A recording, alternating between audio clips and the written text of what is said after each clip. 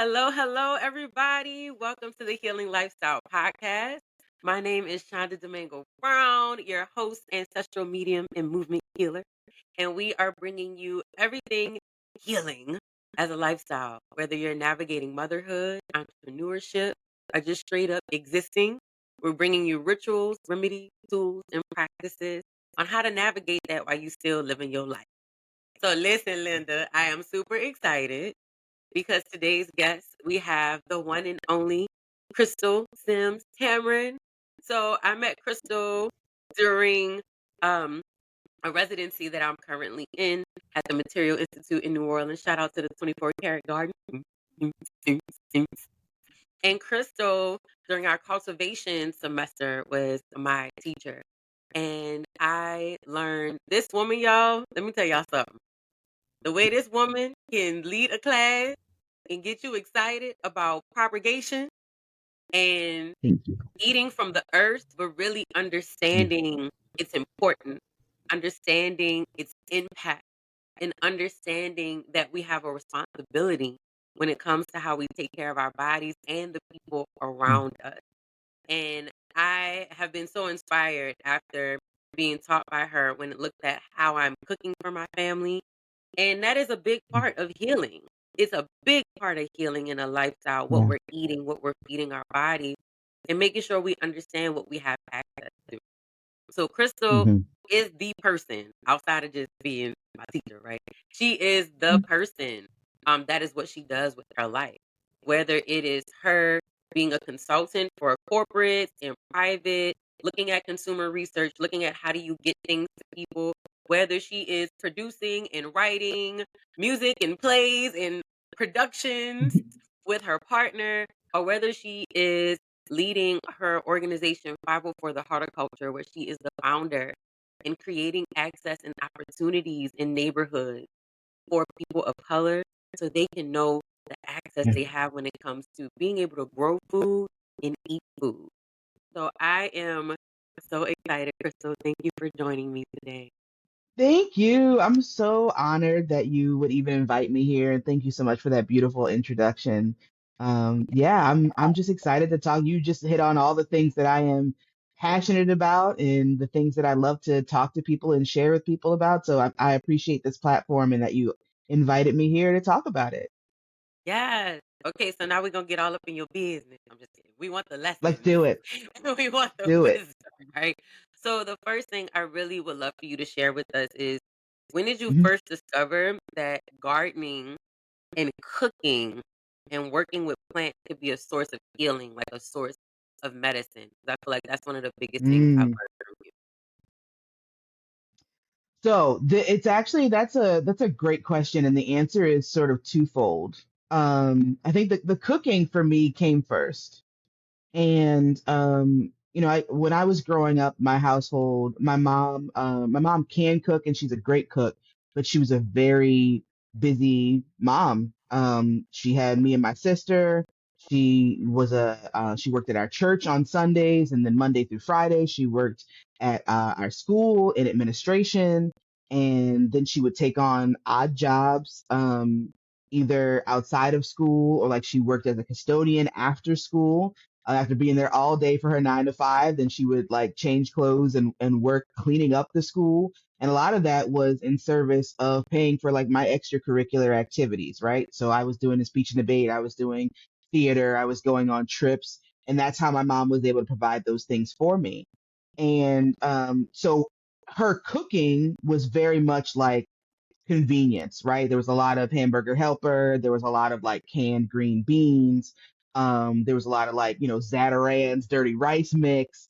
And so when I first started cooking, my thought was, let me take a little something off of my mom's plate, right? It's a box. It's got instructions on the back of it. I'm a smart kid. I can figure out how to do this, right?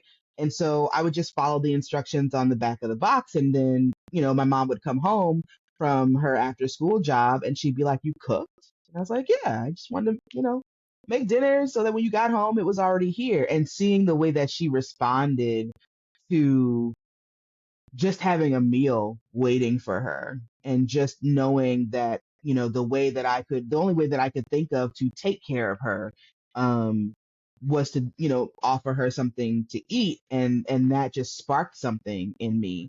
And it wasn't until that point that my mom really started talking about how my great grandmother, who I'm named after, was like known for her cooking. She could make anything. She would just, whatever she had in the kitchen, whatever there was at the store on sale, she was going to get it and she was going to make something out of it. And she was a housekeeper uptown, for most of her life. And so the families that she worked for, just, they loved that about her. And our family loved that about her, just her ability to make something out of nothing. So I was like, well, if Mama Toots, that's what we called it, if Mama Toots could do it and I'm named after her, like, maybe I have that.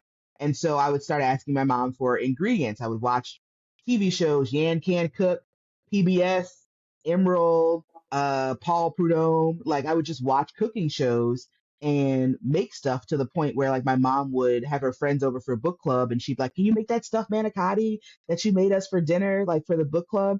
So that was a huge part of like how I started feeling, um, able to show people that I cared about them, and able to use what I would describe as an innate gift.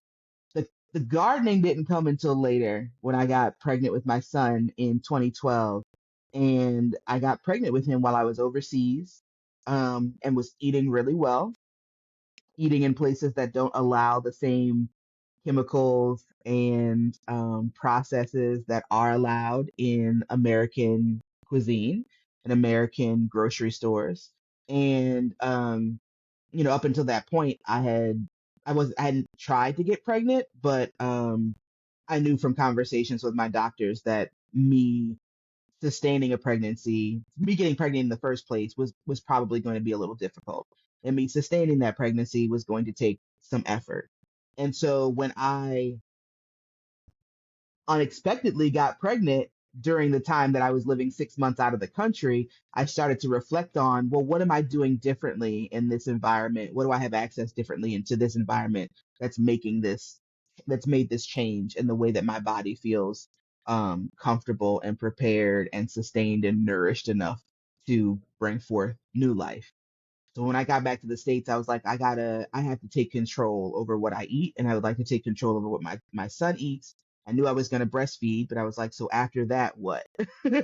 After that, what do I feed him? And that's when I decided to garden. I said, well, if I'm going to nourish him from my body from as long as I possibly can, but let me learn how to grow food, so that when he starts to, like, eat, purees and like baby led weaning, that he'll eat stuff from my garden. And that's literally it. That's literally it. Wowza. So when you had that realization, you were like, okay, how was that transition for you when you stopped breast milk and then he started eating like the baby purees and you was like, okay, we going straight from the garden. Do you feel like it was easier to keep him consistent with eating like that over time? It ebbs and flows. I think when I was a lot of new moms, like, we have this guilt over, we make a plan and we have this, okay, this is what my baby's going to have access to, and then this is how we're going to raise them, and we won't do this and we will do that. And then life happens, and Mhm. life don't care about none of your plans. It really it really doesn't give a crap what you wrote down in that notebook, sis. Like, stuff is happening. Right. And, I just remember, getting to that point and going, a lot of the stuff that I wanted to feed him, I wasn't able to grow. We were living in Cincinnati at the time. I didn't have my own land. I was growing everything, and like, I'd waddled my pregnant butt down to the restaurant like district and asked all the restaurants, do you have a 5 gallon bucket that I can have, like a food grade plastic bucket? So everything that I was growing was just in Mhm. these small containers, right? Mhm.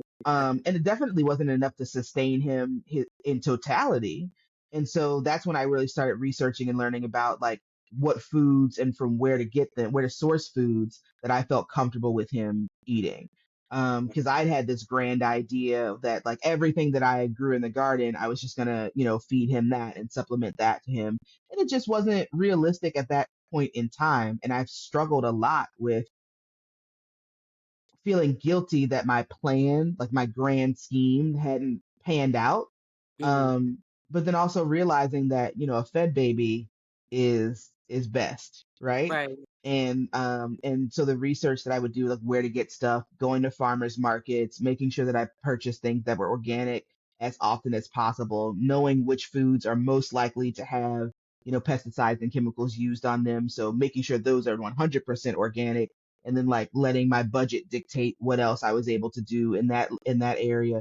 And it really taught me a lot about giving myself grace, and it taught me a lot about making sure that even when I don't have all the resources that I want, to let my intentions guide how I use the resources that I have. Mm-hmm. No, I feel that because I had the same thing. I was like, I'm gonna hand make all of their baby food, and I Yeah. was I was determined. I was like, I can do Hmm. this. I can do all the things. And then they hit two, and I was like, listen, Linda, yeah, we're gonna go ahead and bust out these rolled oats, and I'm just chop some things Yep. up, put it and go ahead and put it in there. We gonna call it a Yeah. day. Be like, oh, Yeah. goldfish, you know what? Yeah, we gonna go ahead and bust out these goldfish today. Sure will. Sure and, will. Those and what next week. who made those? The pouches that we used to get. And it was a company that I worked with when we lived in the Bay Area, and they made the little baby pouches of like organic fruits and vegetables that were like already in the pouch or whatever. And I was like, yep, Hmm. Yep. adding I those to the. like on a farm or something. I used to really like those when they were younger. Oh yeah, yeah, those are great too. I was Yep. like, ooh, yep. Yeah. And now they 5, Yeah. and they No, gonna just to go make it through the whole happen. box before we get home. So They sure will. They sure yep. will. I didn't So I realize how learned that much babies ate. we That underestimate. was the We other know. thing. You can't grow enough fruit to feed a baby on your own land in berries alone. I was just about to say that. I have never, to this day, I've had multiple blueberry bushes. I have never grown enough blueberries at one time to satiate a 3-year-old who was like, and we did baby sign language, and Hmm. more, oh my God, like I need a pint of berries. So like, stuff you have to do what you got to Yeah. do. I can't Yeah. produce all that. I'm not a farm. I'm not a farm yet. I'm So not a farm yet. when that makes me wanna. I know I got some other questions too, but that makes me think No, sure. about one thing you shared with us in class. And I would love for you to share with everyone how we talked about, you can't grow everything to sustain to a certain depending on your situation, right? Yeah. What are Yeah. some tips that people can use when they look at where they might consider buying their produce and their fruit? Or what are some things they should kind of look out for when they're trying to Mm, cook and eat fresh and really pay attention to their access? Like I know you shared some things with us about, thinking about timing of when the produce might have gotten to the store. And do you have maybe absolutely. like Absolutely. 1, 2 tips that you can share with everyone around that?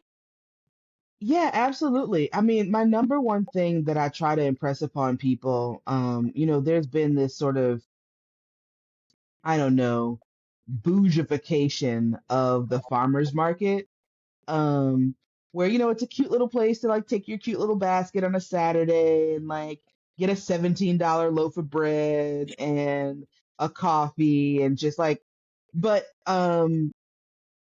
really trying as best as you can, depending on where you live and what you have access to get your food directly from the source. I feel this way about cooked food, and I feel this way about produce and about meat and my protein. People's intentions, the intentions behind the hands that make whatever it is that you are going to put in or on your body makes a difference.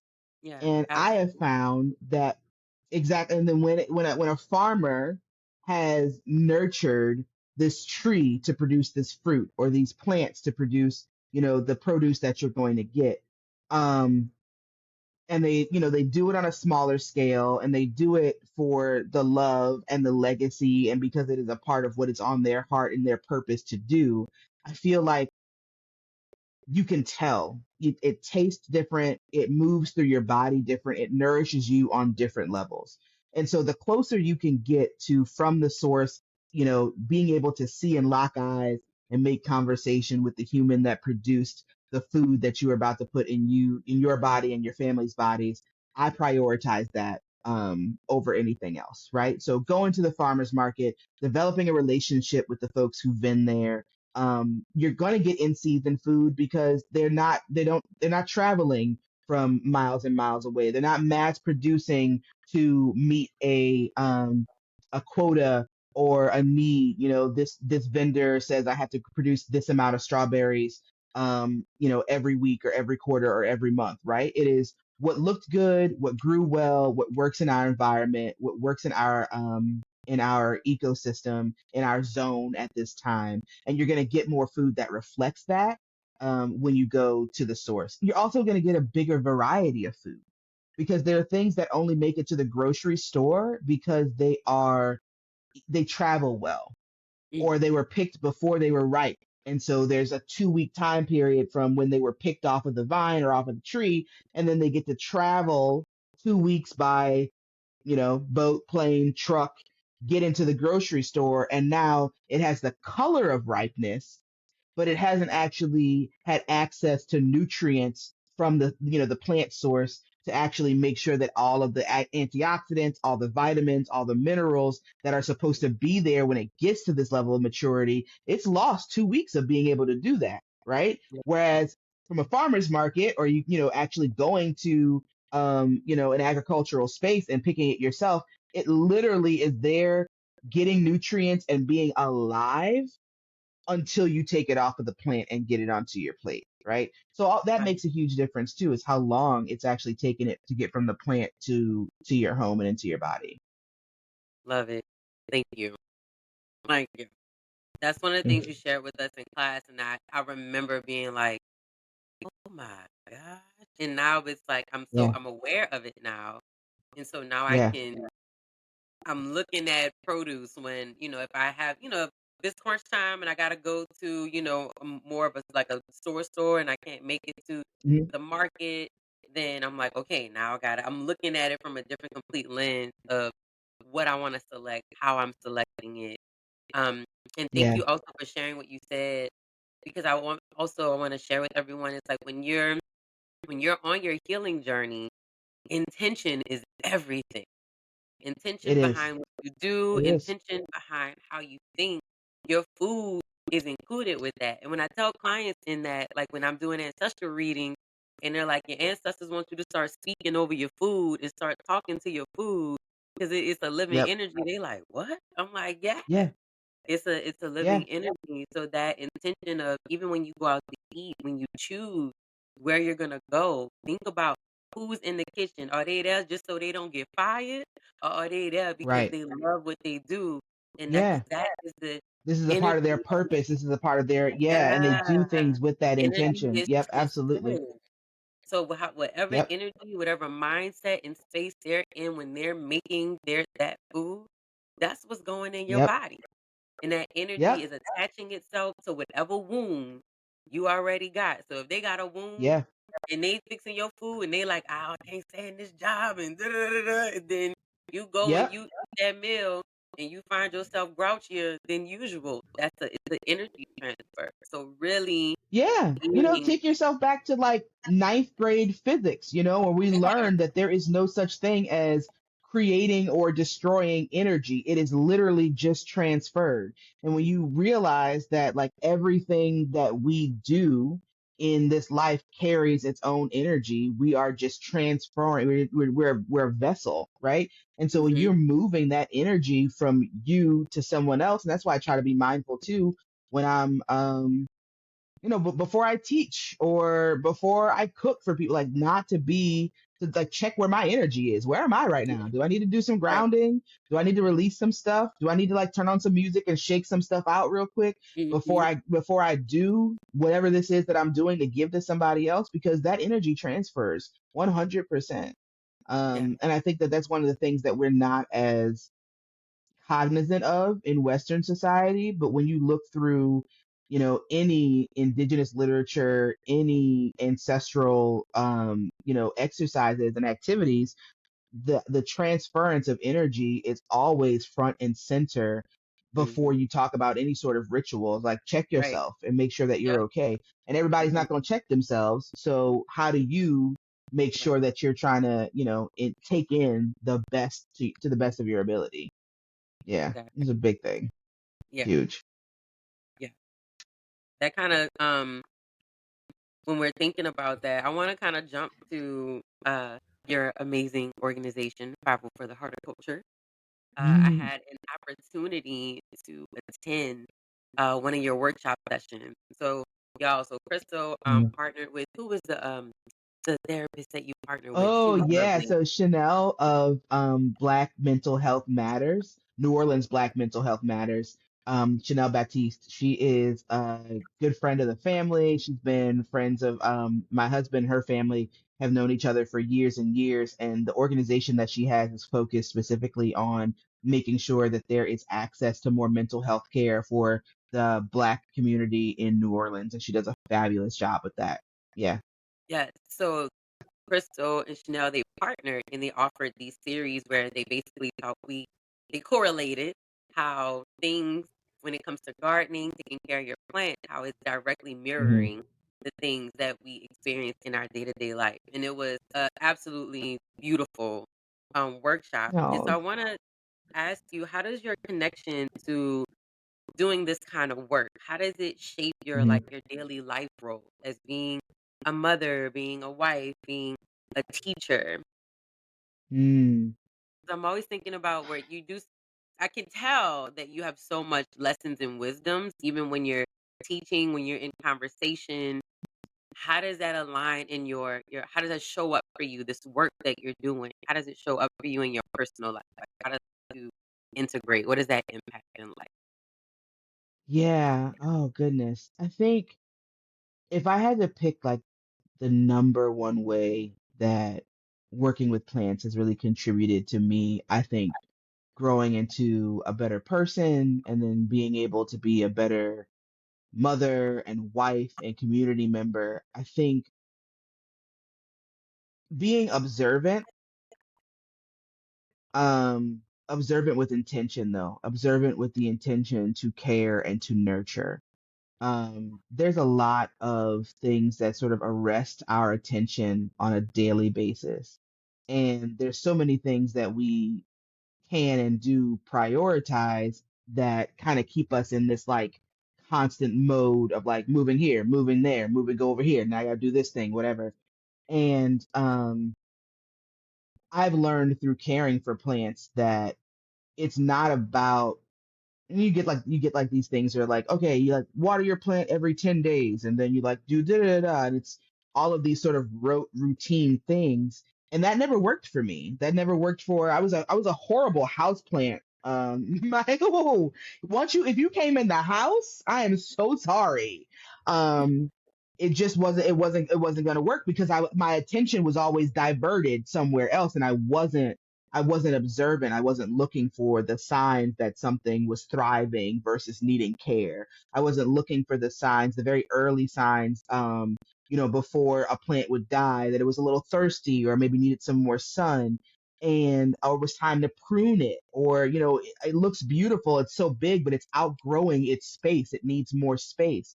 And so, really, the number one thing that has been a huge transformational sort of learning for both caring for myself and caring for other people is that you have to slow down and and look.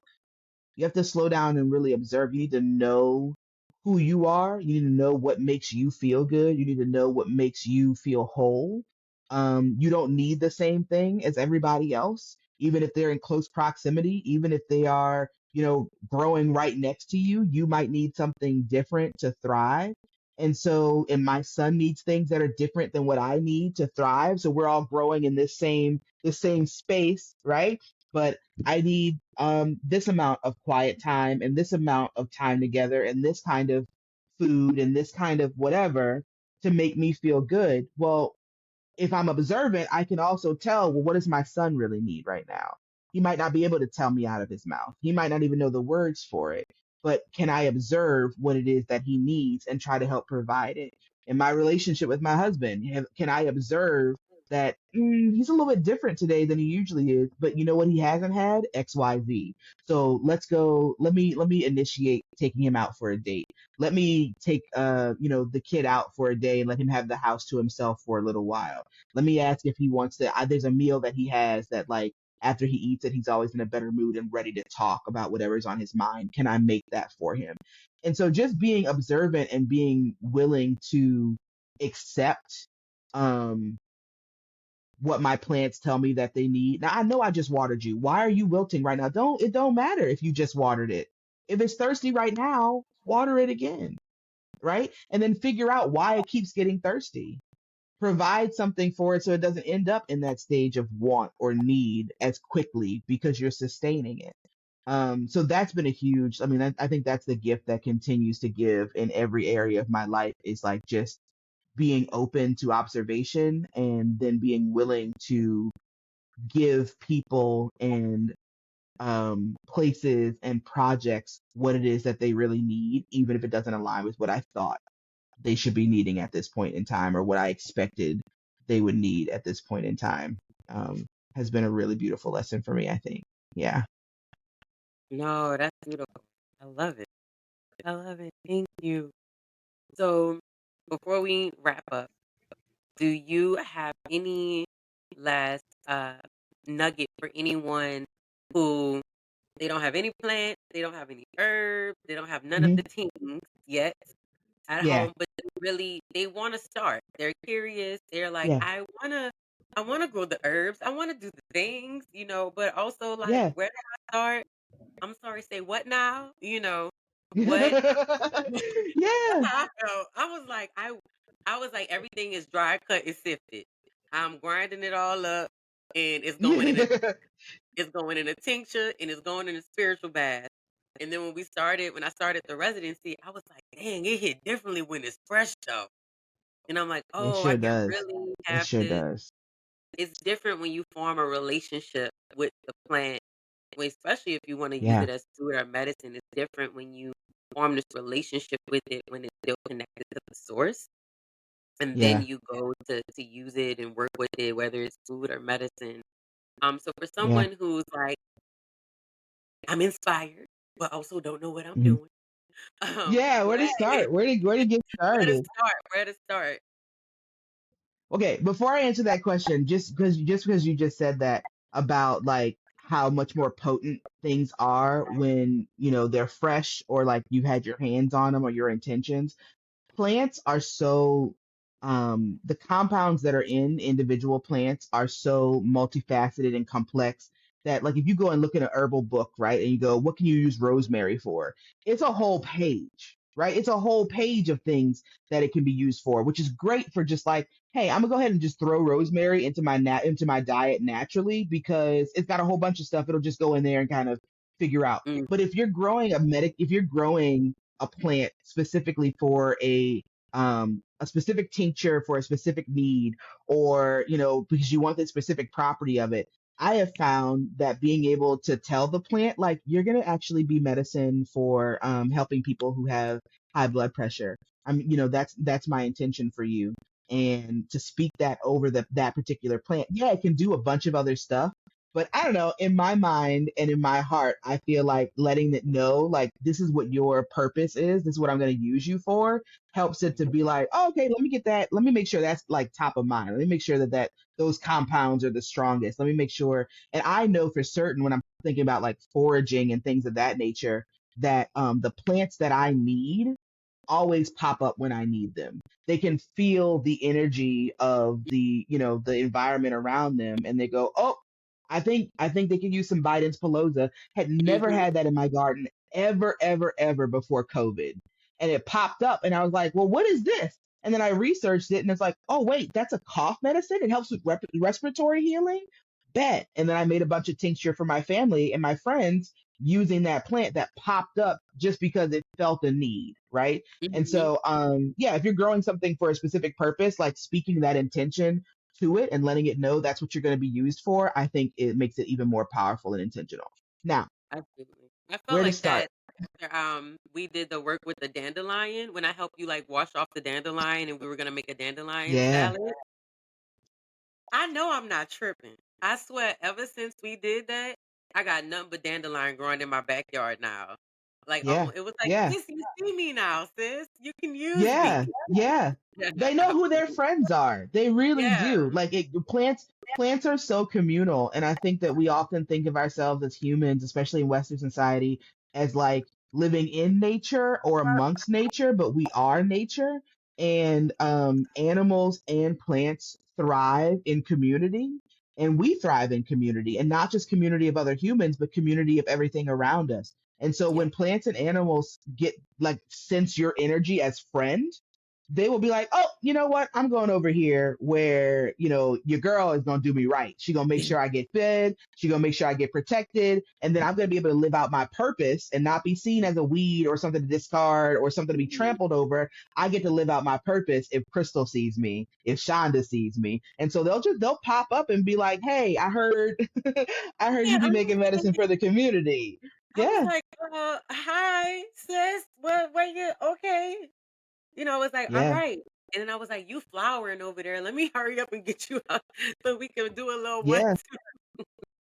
But I'm sorry. I Okay, know. yes. I So love you. No, no, no, no. Okay, but starting. So, um, I love starting people with scrap gardens because I think when we think of like you go, oh, I want to start a garden and you start like looking up stuff, you go and hit the home and garden website and see the white picket fence and these big giant cattle panels that people are using.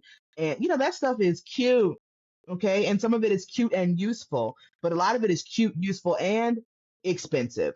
You don't have to spend money like that. You really don't. And so when I think about like how to get people started, especially when you don't have a lot to invest in it, or you like I was like, I don't really want to spend all this money and mess it up, and then I've wasted all this money, right? Scrap gardening is a wonderful way to not only be able to start um, actually growing what you eat, but also helps you to realize that everything that you eat is cyclical. So, for example, bell peppers. I tell people if you want to start, if you cook a lot in the South, particularly, you use bell peppers a lot, right? Buy some of the ones that are right. Get some red ones, get some orange ones. Other than the green ones, splurge a little bit at some point on like, let me buy some organic red and orange ones, right?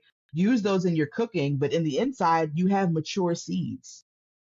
You have a packet of seeds that you would have bought for $3.59 somewhere. You have them free inside of that bell pepper.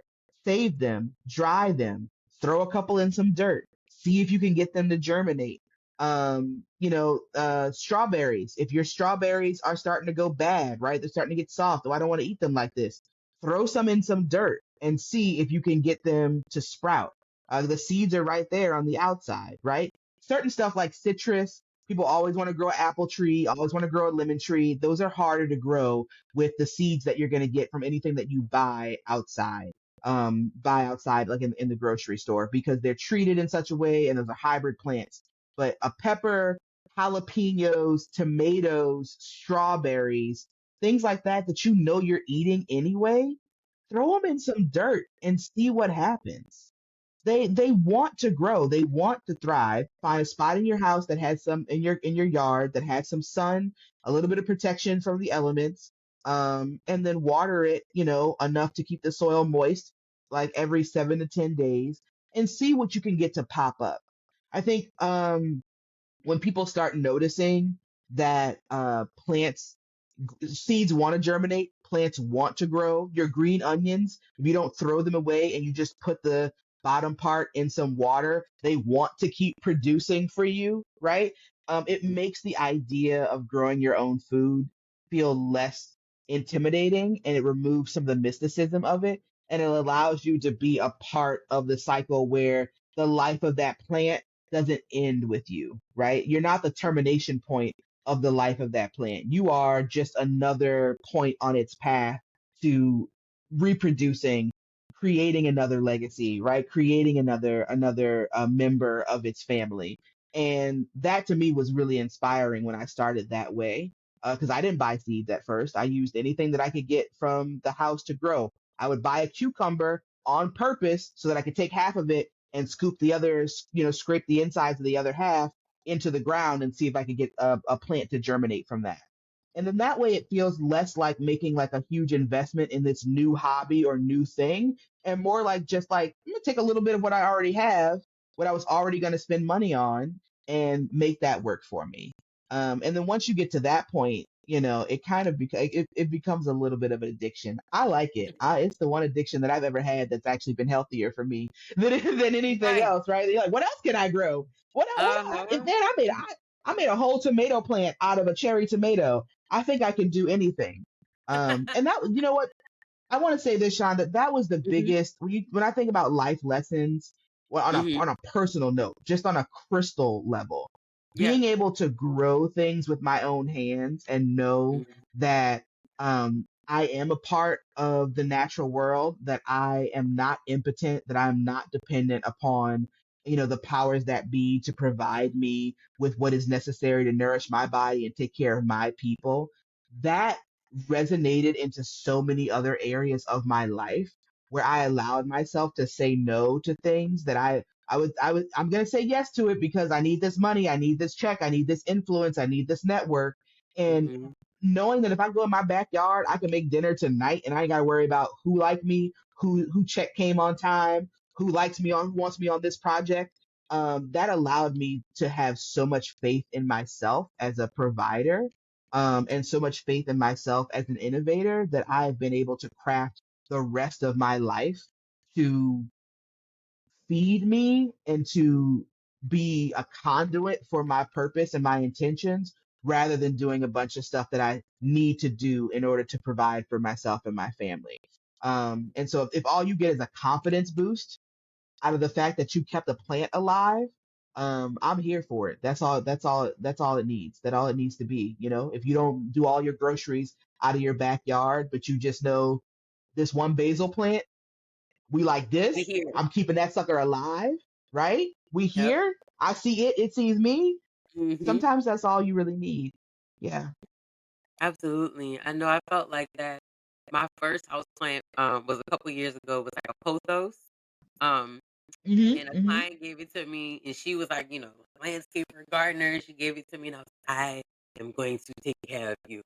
I will get this right. Yes. Because before I was like, Lord, I ain't got it. And so it's really cool. I've had that plant for almost 4 years now, and I've been able to Wow. like split it, like propagate it. I have it in like four other Yeah. spaces. So I'm walking around the house, I'd be like, yeah, I yeah, did that. I right, am Mother Nature. right. You know what I Like mean? I am mothering, and I notice even when I talk to my plants, they be droopy. I be like, "Don't act brand new with me. Don't do that. You knew I had a Yeah. bad week. Don't do that." And then they leaves kind of go up and Yeah. down. I'm like, "See, we good. It's all right." Yeah. So Yeah. That yeah, communication is important. It's key. Yep. and it's helped me learn so much about.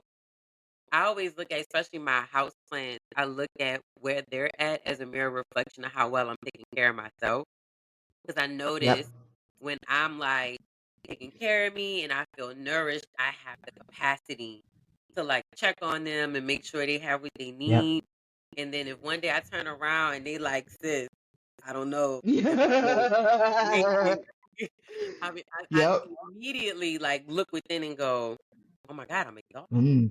Like, I don't know if Have I I'm been coming taking back care of on. myself? Yeah. Yeah, I haven't been taking care Yep. of myself. So I just think it's so profound on how we can look at nature as a reflection back, how we take care of nature, how we communicate Yeah. um, with plants, with our garden, even with the tree down the street at the park. Like it's all kind of Yep. mirror the way it responds to us is mirroring back how we show up in relationships, mirroring back how Yeah. we show up in our relationship with ourselves. And being on a healing journey, really looking into gardening and stepping into that has helped me take my nutrition a lot seriously. Because Yeah. I used to bodybuild, and I was the trainer with the big supplement case that was like this, that was just Oh like yeah. Yeah. popping them Yeah. back without the water, taking like the pre-workout, just and so Oh, when I bless. yeah, like on the Stairmaster, like You this was my out here. Stairmaster, I got another hour. Yeah. And so when I stepped away, from all of that, and I was really being led to like, we need you to eat from the ground. Like, we need your channel clear. Hmm. We need you to really take this seriously. And I'd be like, yeah, yeah, yeah, totally fine. Drink protein shake and then try to eat like, I'll figure it out. And then when I took the time and did like a spiritual fast, and I was like, okay, y'all, I'm Mm. gonna do it this time, I promise. And I really Yeah. started eating from the ground. When I saw the way my body responded to that, when I saw how Yeah. that shifted my energy, it shifted my business, it shifted Yep. my confidence in my relationship with myself. I was like, I tell people, I always be talking to my ancestors. I was like, oh, that's why y'all had wanted me. And Yep. they looking at me Yep. like, we've been waiting. We was trying to tell you, we've been waiting. Right. So Right. Yeah. yeah, you know. And I say that to everyone that's listening. It's not like you gotta go gung ho. You can take it one step at a time. Like Krystle was Yes. saying, start with the scrap garden. Don't feel like you gotta do the most, because that's when we talk ourselves out of it. Start Yeah. start You start burn eating. yourself out that way, or you intimidate yourself that way, or overwhelm yourself that way. You know what I mean? If you can handle one plant right now, cool. If you can handle, taking some seeds out of a bell pepper and see if they sprout right now, cool. If your schedule is crazy and your kids got to eat, and all you can, like, I'm gonna grab some herbs that I'm growing in the kitchen and I'm gonna sprinkle that on top of whatever I was able to make for them for dinner tonight, because it's gonna Mhm. have to be this pasta and this jarred sauce. Okay, that's okay, Yeah. little bit by little bit, right? But then Mhm. as you add, though, to your point, as you add those little pieces in, you're going to find that your capacity starts to shift.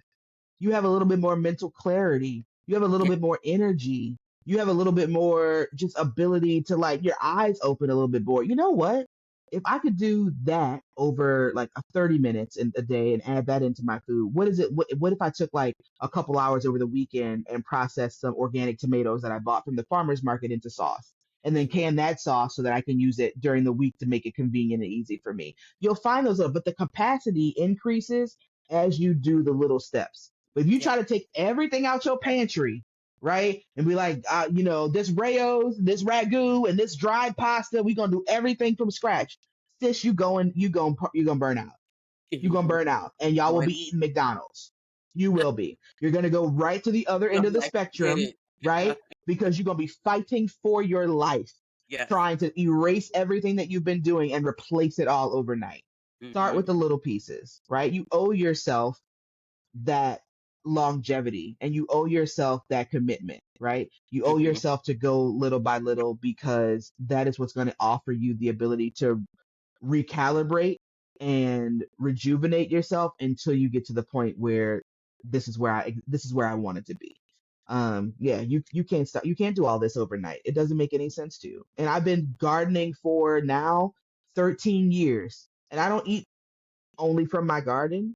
I don't eat only from my backyard. And there are some weeks that are more difficult than others. And I go, hey, I gotta go buy this from the store. I'm gonna get me a little chicken. Then I'm gonna do a salad. I'm gonna grab something from out there. I'm gonna get some greens. What's in season out in my yard. Cool. It's cyclical.